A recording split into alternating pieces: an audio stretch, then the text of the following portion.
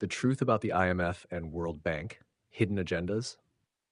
The International Monetary Fund, IMF, and the World Bank are two of the most influential financial institutions in the world. They were created in 1944 at the Bretton Woods Conference with the goal of stabilizing global economies and reducing poverty.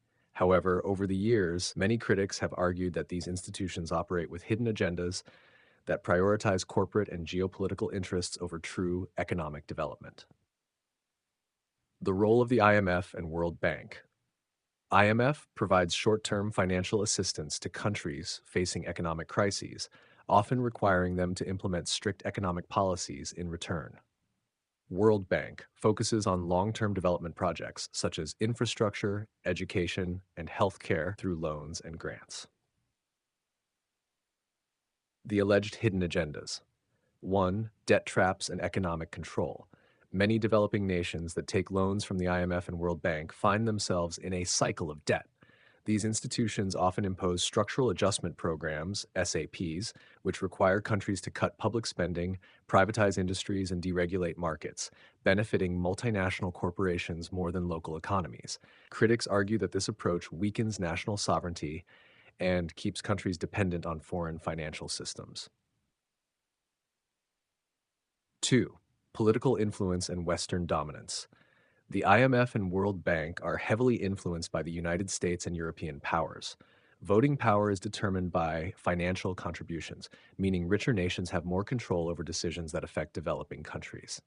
Loans are sometimes used as leverage to push political or economic agendas that align with Western interests. 3. Privatization and corporate interests. SAPs often require countries to privatize essential services like water, electricity, and healthcare. This allows multinational corporations to take control of resources, leading to higher costs for citizens and reduced access to essential services. 4. Regime changes and economic warfare. There are cases where IMF and World Bank policies have contributed to political instability.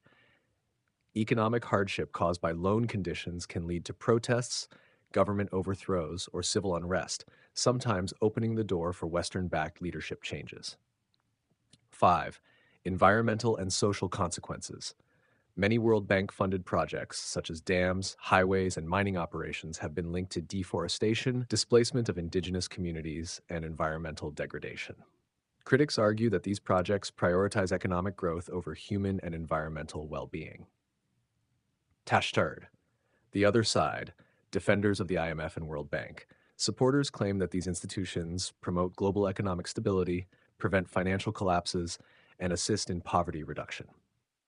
Some countries have successfully used IMF and World Bank assistance to develop their economies and improve governance. Reforms have been introduced to address some of the criticisms, though many believe they are not enough.